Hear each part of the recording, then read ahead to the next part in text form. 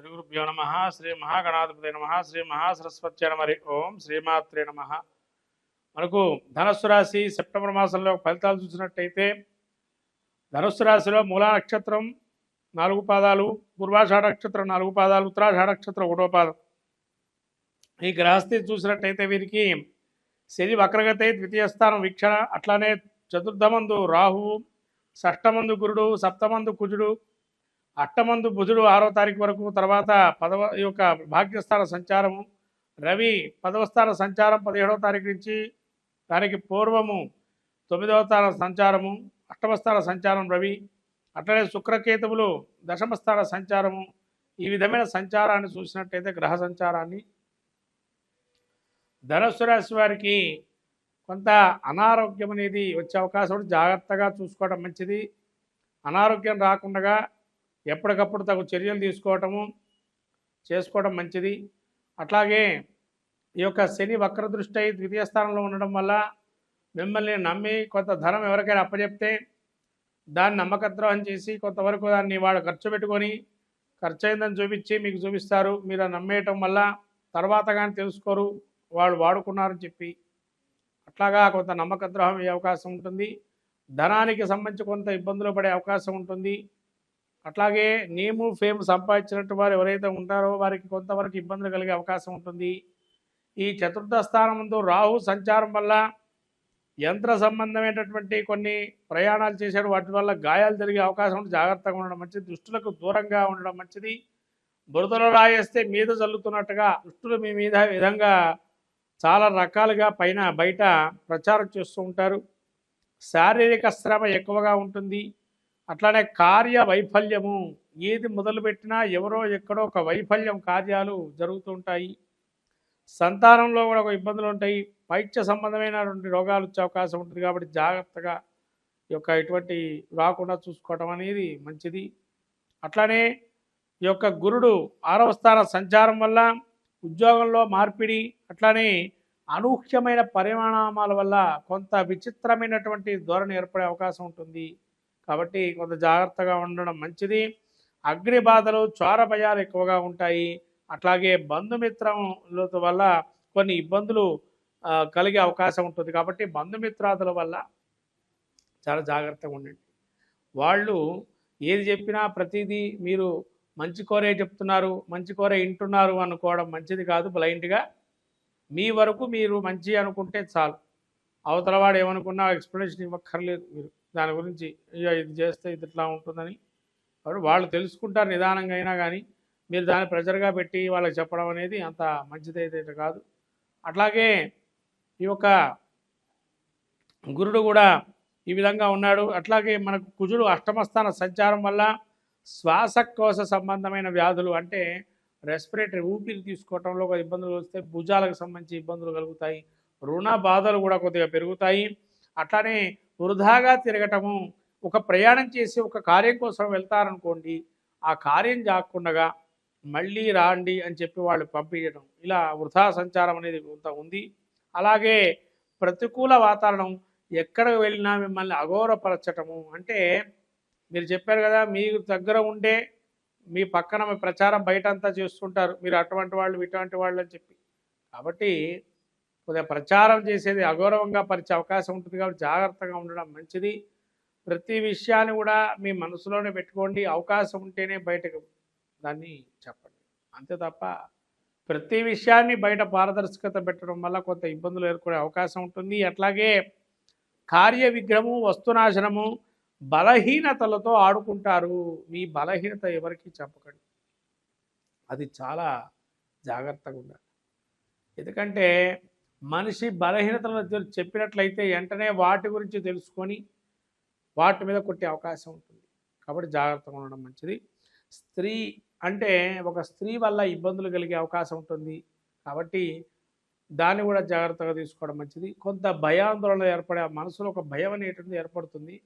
కొంతవరకు ఆ భయాన్ని ఒక నెల పాటు ఉంటుందండి, మళ్ళీ తర్వాత అంతా నార్మల్కి వచ్చేస్తుంది. ఇక్కడ భీతి అనేది కలుగుతుంది, శత్రు భీతి. మీరు చేసేటువంటి జాబ్ ఏదైతే అంటే జాబ్లో ఉండేటువంటి వారు కానీ వ్యాపార రంగంలో ఉండేటువంటి వారికి కానీ కొంత అవరోధాలు ఏర్పడతాయి. ప్రభుత్వ రంగం ద్వారా కానీ ప్రైవేట్ రంగంలో ఉండేటువంటి వారికి కానీ కొంత అవరోధాలు ఏర్పడి వాటికి స్తబ్దుగా జీవనం చేయడం అవకాశం ఉంటుంది. కాబట్టి జాగ్రత్తగా ఉండడం అనేది మంచిది వ్యాపార రంగంలో ఉండేటువంటి వారికి.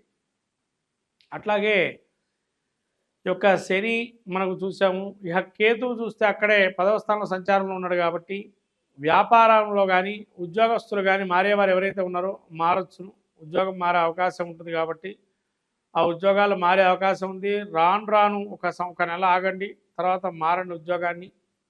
కొంత మీరు ఎంత శ్రమ పడినా కూడా ఇంతేనా నా జీతం యొక్క భావనలో ఉంటారు. కాబట్టి శారీరక శ్రమ ఎక్కువ ఉన్న మానసికమైనటువంటి వికలాంగులుగా ఉంటారు. అంటే ఎంత కష్టపడినా మాకు ఇంతేనా డబ్బు వచ్చేది అని ఒక మనశ్చింతన అనేది ఉంటుంది. అట్లా తల్లికి కొంత అనారోగ్యం ఉంటుందండి, జాగ్రత్తగా చూసుకోవడం మంచిది. అట్లానే స్త్రీలకి కొంతవరకు హైబ్రిడేషన్ అనేటువంటి ఇబ్బందులు కలుగుతాయి, జాగ్రత్తగా ఉండడం మంచిది. ఈ విధంగా ధనుసు రాశి వారికి చాలా మిశ్రమ ఫలితాలు గోచరిస్తున్నాయి. 40% బాగుంది సెప్టెంబర్ మాసంలో. కాబట్టి ఏదైనా కానీ ధనుస్సు రాశి వారు చాలా జాగ్రత్తగా ఈ మాసమంతా ఉండడం అనేది మంచిది. అట్లాగే ఎవరిని కూడా అంటే ముఖ్యంగా కొంత ధన రూపంలో ఉండేటువంటి వస్తువు ఏదైతే ఉందో వాటిని మీరు 1-2 సార్లు చూసి తీసుకోవటం అనేది మంచిది. అట్లాగా రాబోయే వినాయక చవితుల్లో మరి ఏం చేయాలయ్యా ఈ ధనుసు రాశి వారు అంటే, వినాయకుడి పూజ సర్వదా శ్రేష్టం. ఈ గణపతి నవరాత్రులలో ఎటువంటి వినాయకుడినైనా పూజ చేసి స్వామి అనుగ్రహం పొందడం మంచిది. ముఖ్యంగా గరికతో అర్చన చేయండి, ఎర్ర పుష్పాలతో మందార పుష్పాలతో అర్చన చేయండి, గన్నేరు పూలమాల వేయండి. అట్లాగే స్వామికి బెల్లాన్ని నైవేద్యంగా నవరాత్రులలో పెట్టండి, ఖర్జూరాన్ని కానీ బెల్లాన్ని కానీ. ఇలా పెట్టడం వల్ల తీపిని ఆస్వాదించి స్వామి అనుగ్రహం వల్ల తీపి వార్తలు అందుకోవటం అవకాశం ఉంటుంది. అట్లాగే ఈ యొక్క ధనుస్సు రాశి వారికి మొత్తం మీద క్షేత్ర దర్శనాలకు వెళ్ళినట్లయితే గురుక్షేత్ర దర్శనాలు, అమ్మవారి గుడికి వెళ్ళి దర్శనం చేసుకోవటం, అక్కడ మినపగారల్ని నైవేద్యంగా పెట్టడం అనేది ఆదివారం చేస్తే మంచిది.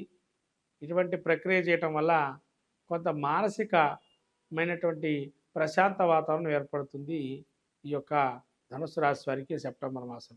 అందరికీ నమస్కారం. రాబోయే వినాయక చవితి, ఈ యొక్క వినాయక చవితుల్లో అందరికీ తెలిసినట్టు అంశం ఏంటంటే వినాయకుడు పృథ్వీతత్వము. అంటే సృష్టిలో మొదలుకొని పృథ్వీతత్వం అంటే మనకు భూమి నుంచి ఉద్భవించినటువంటిది. భూమి అంటే ఎటువంటిది కూడా ఆకారం లేకుండా అమ్మ సృష్టి వల్ల పుట్టినటువంటి వారు వినాయకుడు. కాబట్టి ఈ వినాయక నవరాత్రులలో ఎవరైనా కూడా వినాయకుడు అర్చన తర్పణ ప్రియ అన్నారు. అంటే ఒక్కరికి ఒక్కొక్కటి ఇష్టం ఉంటుందండి ప్రతి ఒక్కరికి కూడా. అట్లాగే ఈ భాద్రపద మాసంలో వచ్చేటువంటి వినాయక చవితిలో చాలా అద్భుతమైనటువంటి నవరాత్రులు. ఏది మొదలుపెట్టినా తలపెట్టిన కార్యం జయం సాగించేటువంటిది వినాయకుడు. కాబట్టి సర్వ విఘ్న హరం దేవం సర్వ విఘ్న వివర్జితం సర్వ సిద్ధి ప్రదాతారం వందేహం గణనాయకం అన్నారు, మనకు శ్లోకం చెబుతుంది. అట్లానే భవసంచిత పాపాగ్నం విధ్వంసర విచక్షణం విఘ్నాస్వర వారంభంజే విఘ్నరాజమహం భజే అన్నారు. భవిష్యత్తు వర్తమానాన్ని అన్నీ తెలిపేది విఘ్ననాయకుడే. పురాణాలు ఇతిహాసాలు రాసింది మహాభారతాన్ని కూడా వినాయకుడి స్వరూపంలో వ్యాసుల వారు అక్కడ మానాలో మనకి ఆ గుహలో కూర్చోబెట్టి వినాయకుడితో అన్ని కూడా పురాణాలు మహాభారతాన్ని రాయించారు. అంతటి ఆ యొక్క గణపతి యొక్క నవరాత్రులలో అంతటి విధ్వాసార విచక్షణం, ఎటువంటి విఘ్నాలైనా అన్నీ ధ్వంసించగల శక్తి సామర్థ్యం ఉన్నవాడు వినాయకుడు ఒక్కడే. భవసంచిత పాపాగ్నం అంటే భవిష్యత్తులో కానీ సంచితం వర్తమానంలో కానీ భూతం అంటే పోయినటువంటి కాలంలో ఉన్నటువంటి దోషాలు ఏవైతే మనం తెలుసో తెలియకో చేస్తున్నామో దాన్ని అంతటా పటాపంచలు చేసి మళ్ళీ మనకు మంచి అపూర్వమైనటువంటి ఫలితాన్ని ఇచ్చేది ఈ వినాయకుడి యొక్క అనుగ్రహమే. అందుకనే స్వామివారికి వరసిద్ధి వినాయకుడని, సిద్ధి బుద్ధి సమేత వరసిద్ధి వినాయకుడని కూడా పేరుగాంచాడు ఇక్కడ. అంటే ఇక్కడ ఏమండి వారు మరి వివాహం జరిగిందా, మనకు వివాహం జరగలేదు కదా అని అనుకుంటాం. వినాయకుడికి వివాహం జరిగిందా లేదా అనేది పక్కన పెట్టండి, మనకు అనవసరమైన చర్చ కాదు. ఇక్కడ ఏంటి అవసరమైన చర్చ ఏంటంటే వినాయకుడు అనుగ్రహం కలిగితే మనకేం కలుగుతుంది అంటే సిద్ధి బుద్ధి. అమ్మవార్లు ఎవరంటే ఆయన ఒకరోజు వినాయకుడట పార్వతీ పరమేశ్వరుడు చెప్పాట, విఘ్నాధిపత్యం నాకు ఇచ్చారు కదండి నాన్న, నేను వెళ్ళి తపస్సు చేసుకుంటాను అన్నట్ట పరమేశ్వరుడితో వినాయకుడు. సరే అని చెప్పి పంపించేశారు. వినాయకుడు తపస్సు చేసుకుంటూ వెళ్ళాడు. ఎప్పుడైతే వెళ్ళాడో వినాయకుడు ఫస్ట్ దేన్ని చేపట్టాడు అంటే బుద్ధి కుశలత ఎక్కడ చేపట్టాడంటే, ఎక్కడైతే పార్వతీ పరమేశ్వరులకు ప్రదక్షిణం చేశాడో అక్కడ బుద్ధిని చేపట్టాడు. అంటే బుద్ధి ఉంటే ఏం కలుగుతుంది మనకి? మంచి ఆలోచన శక్తి వల్ల ఏదైనా సాధించగలుగుతాము అనేది ఫస్ట్ వినాయకుడు మనకు అక్కడ చూపించాడు. అదే బుద్ధిదేవి అని. బుద్ధి మళ్ళీ సిద్ధి. మనం ఆలోచన చేశాము, తగిన కార్యం నెరవేరింది, వెంటనే మనం కోరుకుంటాం కదా, ఏమండి పలానా కార్యం జరగాలని స్వామిని కోరుతున్నానని. సిద్ధి పొందటానికి ఏం చేయాలా? ఆయన్ని ప్రత్యక్షం చేసుకోవాలి. అంటే కార్యం అయిపోయింది అని అంటే ఏమైనా సిద్ధించినట్టే కదా, అది సిద్ధిదేవి. కాబట్టి సిద్ధి బుద్ధి సమేత వరసిద్ధి వినాయకుడుగా ఈ నవరాత్రులలో ఏదైతే జరుగుతున్న నవరాత్రులలో ఈ యొక్క స్వామికి జరిగినటువంటి నవరాత్రులలో ఎంత శక్తి అయితే అంత శక్తి మేరకు మనం పూజ చేసుకున్నట్లయితే, అర్చన చేసిన దానం ధర్మం నైవేద్యం ఏదైనా కూడా స్వామి అనుగ్రహం కలిగి అన్ని కార్యాలు సిద్ధిస్తాయి. అందుకని ద్వాదశి రాశి ఫలితాల్లో కూడా ఈ వినాయక చవితి గురించి మనం చెప్పుకోదగిన సూచన ఉంది. కాబట్టి ద్వాదశ రాశి ఫలితాల్లో వినాయకుడి యొక్క అనుగ్రహాన్ని కూడా పొంది అందరూ ఈ యొక్క సర్వజన మానవాళి కోటికి సర్వసిద్ధిలు పొందించేటువంటిది, సర్వ కార్యాలు నెరవేర్చేటువంటిది, సర్వ విఘ్నాలు హరింపజేసేటువంటిది, సర్వ కార్యాలు శుభకార్యాలు పరంపరగా ఉండేటువంటిది. దాని ద్వారా మనకేమొస్తుంది అంటే వృద్ధి ఇంకా మనకు సిద్ధి. రుద్ధిదేవి కూతుర్లట. అంటే వినాయకుడు ఎప్పుడైతే సిద్ధి బుద్ధిని పొందాడో మనకేమొస్తున్నాయి దానివల్ల అంటే వృద్ధి అంటే గ్రోత్ రేట్ పెరగటం. వెంటనే పెరుగుతాయి కదా మనకు ఏదో విధంగా, అది గ్రోత్ రేట్, అది వృద్ధి అంటారు. అంటే కూతుర్లు అని చెప్పంటారు వృద్ధి. ఇంకొకటేమో రిద్ధి అంటే ఏంటంటే సకల కార్యములందు కూడా అరిష్టాలు తొలగింపజేసేది వృద్ధి. అందుకనే మీరు సంతోషిమాత గురించి తెలుసుకున్నట్లయితే ఇవన్నీ కూడా అందులో ఉంటాయి. శుభము లాభము కొడుకులు అని చెప్పంటారు. కాబట్టి ఇవన్నీ కూడా వినాయకుడి యొక్క అనుగ్రహం వల్ల సకల కార్యాలు అందరికీ నెరవేరుతాయి. కాబట్టి ఈ వినాయక చవితికి అందరూ కూడా ఓం గం గణపతే నమః అనే మంత్రాన్ని పఠిస్తూ ఈ వినాయకుడి యొక్క అనుగ్రహాన్ని పొందొచ్చు.